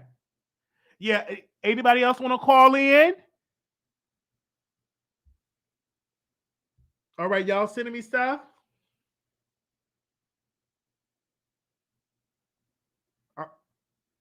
Where it's not unfrozen. Wells Fargo sent a court letter suggesting Wendy Williams need guardianship due to being exploited. Wells Fargo is claiming that Wendy Williams needs to be considered for guardianship and has sent the letter to New York Supreme Court to request a hearing so it could be decided if Wendy needs someone else to handle her financial affairs. This come after the bank froze her assets due to her former financial advisor, Lori Scheller, claiming she wasn't competent enough to manage her funds. We are concerned about Wendy Williams' situation. Attorney David wrote in a letter to Judge, I don't know how to pronounce the judge name, Blurch, report is our hopes that the guardianship part of the court would appoint a temporary guardian to review the situation and ensure that Wendy Williams' affairs are properly handled. Also said he believed that the gossip queen is a victim of undue influence and financial exploitation, and that other independent third parties who knew Williams well share their concerns. She was also referred to as an incompetent person. Williams' attorney denied that she is being exploited and that Scheller was terminated due to her improper conduct related to her professional relationship. Wells Fargo sent a letter to the New York Supreme Court after McCall filed an emergency petition due to the bank denying Williams any access, whether online or otherwise, to her financial accounts and statements for 2 weeks. We deny any allegation of proper actions with respect to Ms. Williams' accounts and are fully participate in a court process to reach a resolution that in the best interest, the financial well-being of our clients is at heart of everything we do. Okay, while Williams is battling her bank as well as a personal issue, Sherry Shepard has been named a permanent guest. Okay, he's shady for saying that. Why do we have to know that about Sherry Shepard? We already know she guest hosts in that. Oh, let's go to the phone lines. 1240, calling on air. Hey, Wiley. Hey. Scott. Okay, so that was me dropping the tea about her accounts being unfrozen. So, yes, allegedly her accounts have been unfrozen. However, the attorney from Wells Fargo filed like an injunction, I think it's called, to keep the court proceedings sealed. Okay. So her accounts have been unfrozen, but we're not supposed to know that. Oh, so we don't gonna know that if it's unfrozen or not. But okay. If it's unfrozen, Right. then that means she ain't got no dementia. Because I don't think they will unfrozen the account Right. if she got dementia. You know what I'm saying? Of course, none of the Exactly. blogs have reported on it. I'm just reading this. So of course we're gonna have to, see. So and shout out to Choke No Joke. He was the first YouTuber that broke this story. He was the first one before Because anybody the talked blogs about aren't reporting it. The blogs aren't reporting the new news because it's more salacious and it's going to get more clicks when people hear, oh my God, Wendy has dementia. Oh no, they froze her bank account. Like, that's more salacious than, oh wait, no, actually the judge unfroze her bank account. So yeah, that's what's going on. We're probably not going to hear anything else about it because they're trying to keep this under wraps. Wells Fargo does not want any Oh, wait a backlash. minute. Wendy Williams granted a temporary restraining order against bank after claims of financial exploitation. Okay. Yes. They said Wendy scored a victory in court in her restraining order. Wells Fargo over asset of cash. According to legal documents, ET, the judge granted the talk show host a temporary restraining order against Wells Fargo and ordered the bank to reopen any frozen accounts, assets, and grant Williams assets, TN and all. Okay. Statements. Fact. Okay. Yes. All right. Yeah. I'm reading it right here. Oh wow. Okay. Her lawyers don't play. I just hope she ain't got dementia. No. Wendy, let me go. Okay. I'm having to consider her voice though. I don't know if she got her some dementia or not. Note. Okay. Send that voice note. All right. Thank you, sister, for calling in, for letting me know that. Thank you for giving me that. You're welcome, Wiley. All right. Thank you. Yes. You're welcome. About to hop back in the chat. Okay. Oh, they gave it to. They gave me the chat. All right. 6534. Is this Wendy Williams? Hello. Hi, is this Wendy Williams? Hi, Waddy. No, that's not Wendy Williams. I wish I was. But I was actually watching Sherelle World yesterday, and she was commenting on, and she read all the documents, and she had her brother on the show too. But her brother didn't comment on anything about the financial situation as far as Wells Fargo, but he was, trying to get people to believe that Wendy was all right and she's there at home with her father, mother, and brother, recuperating, that she's doing fine. But yeah, Sherelle, she read it all, and they had to unfreeze it. And like you say, she put a restraining order. I personally think it's low down and dirty that her financial advisor and the bank do some stuff like that to her when she already down. Wait a minute, but the financial advisor must have some doctored up tea, because I don't think you can just go to the bank and say, oh, Wendy got dementia. That woman probably carried some fake doctor statements. Like, yes, and I think that she the one that was misappropriating Wendy funds, putting it someplace else. Oh, yes. And I believe she the one that went to Tasha K to these blogs and said that sister girl got dementia. Yeah. Because remember, all the blogs were saying that she got dementia and all that. And now that this lady said it, she was telling the blogs, I can guarantee you that. Mm-hmm. And you know what? I don't think Wendy gonna come back until she's all the way clean and sober and looking good. Yes. Uh-huh. And just gonna step out on everybody. But for them to try to freeze her, they did freeze her account, but Wells Fargo been doing shady shit to people. Shady stuff to people for years, because I remember when they did a bad shady deal with my sister when she bought a condo. Wow. I think anybody with good sense will put their money in another bank with a better reputation, whether it's a black-owned bank or whether it's Chase. Because Wells Fargo, they was actually getting accounts. They were actually giving people signing people up for credit cards, and they had to pay a fine for that. So Wells Fargo got a bad reputation. So I don't know what a bad reputation. Yeah. They be having a bad reputation. I'm gonna say allegedly. I'm gonna say allegedly because I don't want them to come out suing me, freezing me up. I'm not gonna say allegedly because it happened to my family members. Oh wow! I know for a fact. Okay, and if I was Wendy, I'd take every freaking dime out of that bank and put it into a black-owned bank. Yeah, I would do that too. That's a power move. I would definitely do that. I would put in that black-owned bank. I would transfer every freaking thing down to the red penny that's bleeding. Every cent, because that's crazy. Like how that employee, without them even talking to Wendy Williams, I know. They just raised our account. Crazy. Whoa. Man, somebody would have done that to me. I would have walked up in that bank and they would have had to carry me out with handcuffs on my feet and on my ankles and my wrists, because I would have went off on them people. Right. Because did y'all see the video of the lady in the bank? She cashed her check,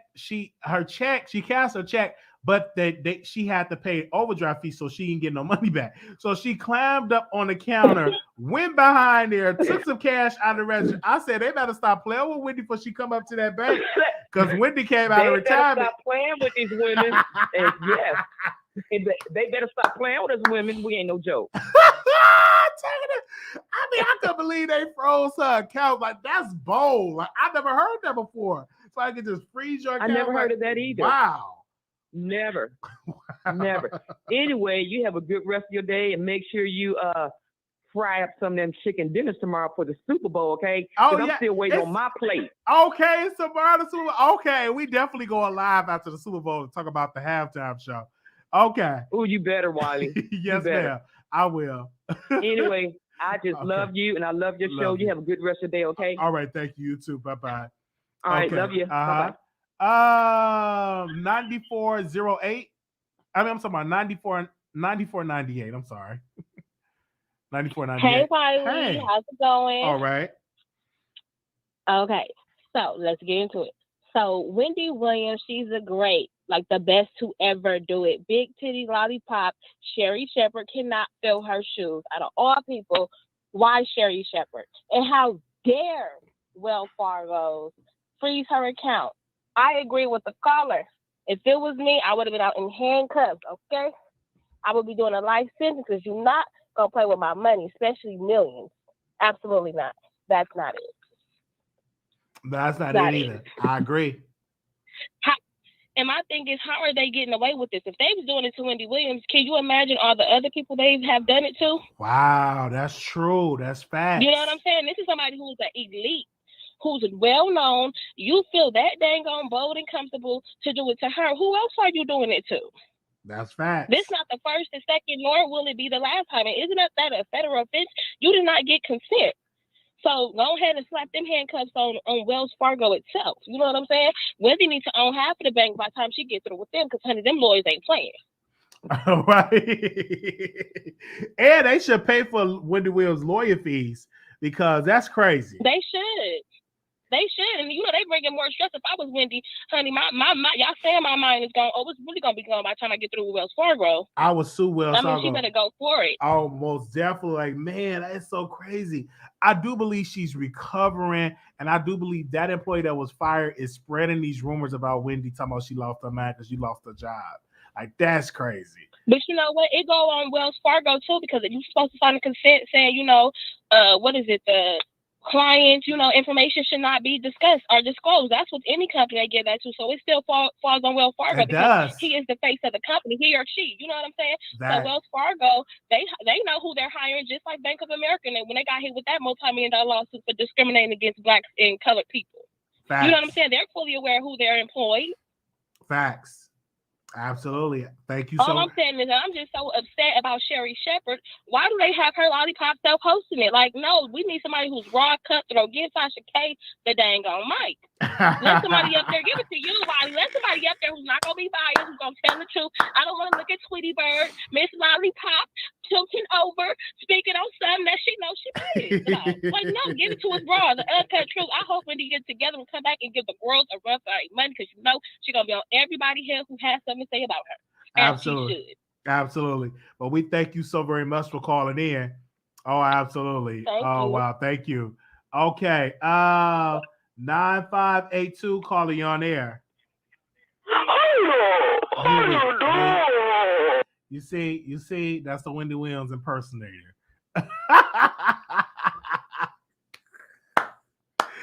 Oh man. Oh man. You see that. You just see that the Wendy Williams impersonator go call me. Oh man. I have heard it all. Okay. The last thing I want to talk about is Adele. Okay. So Adele was going to quote unquote, they wanted to counsel her because she said she's glad to be in a female. So tell me why Adele went to the gay club in London and was just partying up. I'm like, you better go ahead, Adele.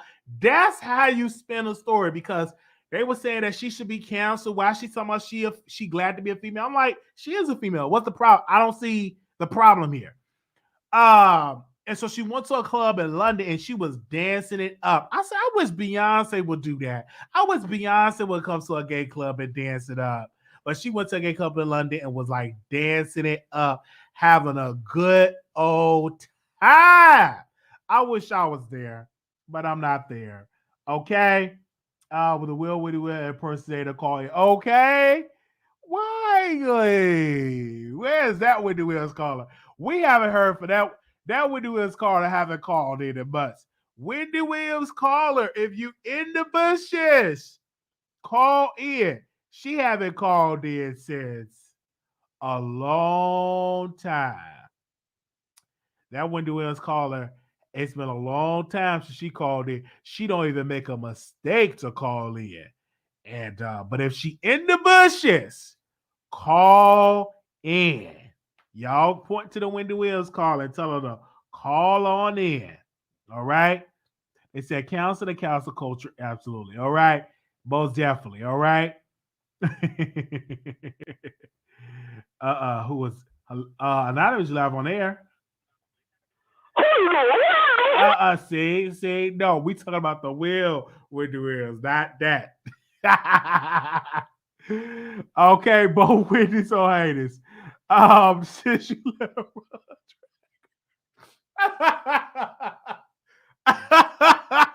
I didn't let her mind track her. I didn't let her mind track her. Y'all not gonna put that on me. That's a grown man. Whatever he said, it said is not the views and opinion of the Wiley Show. All right? Whatever he said is not the views and opinion of the Wiley Show. All right? I want to be clear on that. Whatever he said about the Wendy Williams caller is not the views and opinion of the Wiley Show. And if that Wendy Williams caller was smart enough, she should know that. It's not the legal note. Hold on, let me get my legal note. When Armand gets dragged, Wendy Williams caller, the Wiley Show will say his comments and views of Wendy Williams caller do not represent the views and opinion of the Wiley Show. I'm going to say it again.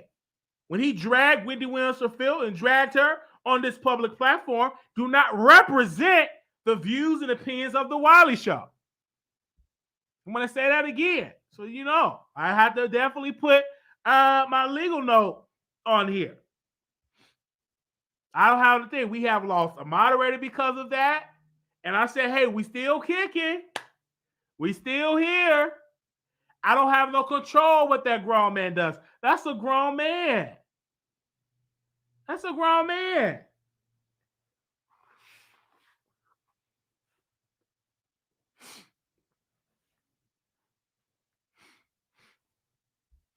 That is a grown man.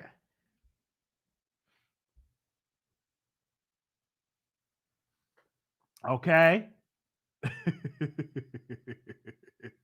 So I call back in, Wendy Williams. If you're in the bushes, just to know, I got your picture. You're a beautiful black woman. You are still in my subscribers Hall of Fame because you sent me pictures and cards. I still have your cards, I have your picture and everything like that. You're more than welcome to call in whenever you want to call in, okay? You're more than welcome to call in. If you want to call in, you're more than welcome. If you're free, you're more than welcome to call into the Wiley Show. Okay? We definitely miss you. If you in the bushes, we definitely miss you. All right? All right. And I'm gonna miss you. Yes, I got it in the Subscribers Hall of Fame. All right. And I do, if you felt any type of way, I do want to say I apologize. If you felt that you were done wrong, I do want to apologize. Can I do that? And nothing wrong. I don't mind apologizing to you. I don't mind apologizing to you at all. Okay? Disclaimer, I don't mind. If I did something wrong to you, I don't mind apologizing.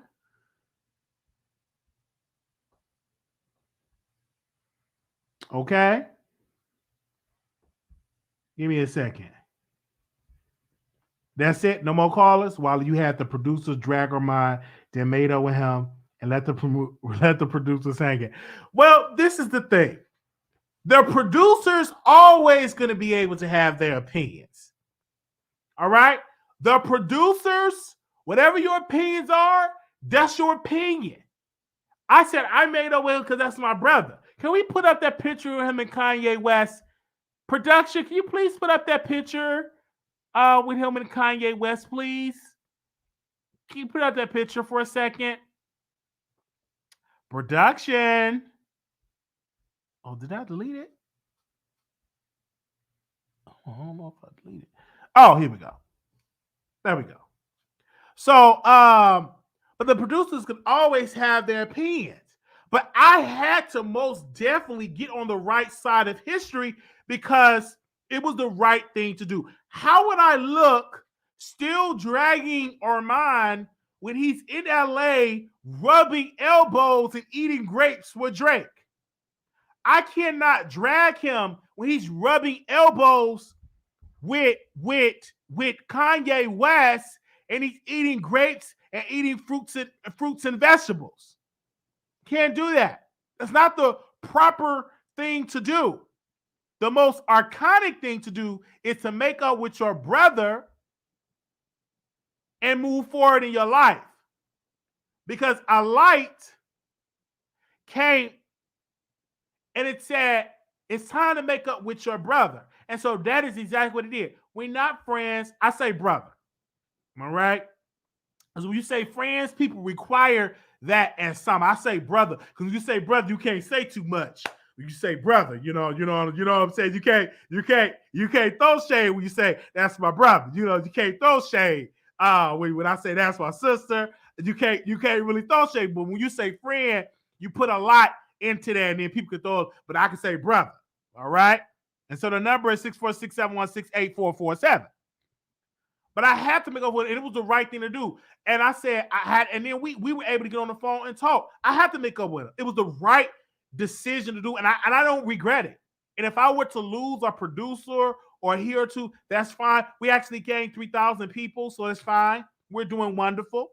Our views this last month, we did incredible numbers last month. Let's come on. And so we're gonna do incredible numbers this month. Come on, say it. Okay? So ain't nothing wrong with that. You making up with your brother. There's nothing wrong with doing that. And I had to do it. And it was the right decision to do it. Okay? So I never met him, and one day I'll be able to put on my black boots. Hey, I might let me get a flight to LA. Should I get a flight to LA?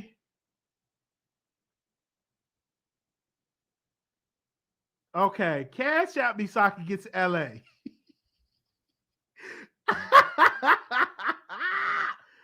Hello. How much a flight to LA?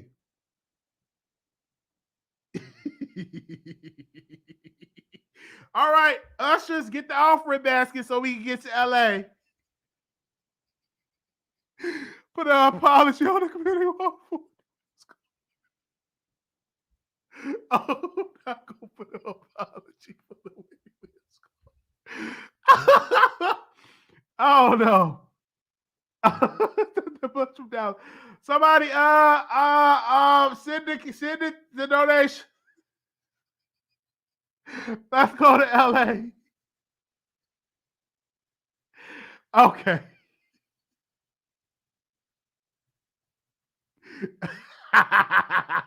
Somebody says, y'all and something else. Probably need to apologize to your old minds. Looking like he's ready to jump in. Let me tell y'all about to do that. Y'all about to do that. That's our iconic picture. And y'all see, y'all just have to just always just throw shade. Like, people are just rough. Like, come on now, stop it. You did Wendy Williams caller wrong. We apologize to the Wendy Williams caller. If you're in the bushes, I'm sorry. I'm so sorry, Wendy Williams caller. All right, I'm gonna send you the private jet to pick you. Okay, send me the private jet. Look at my wrist. Look at my.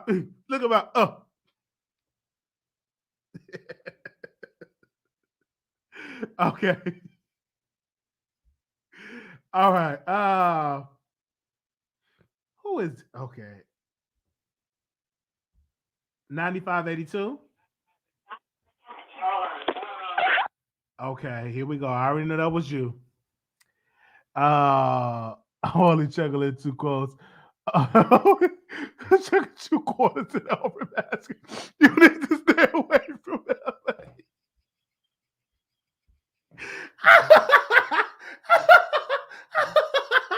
Wait a minute.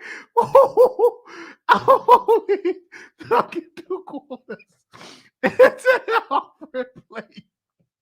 You need to stay away from LA. Y'all making me laugh.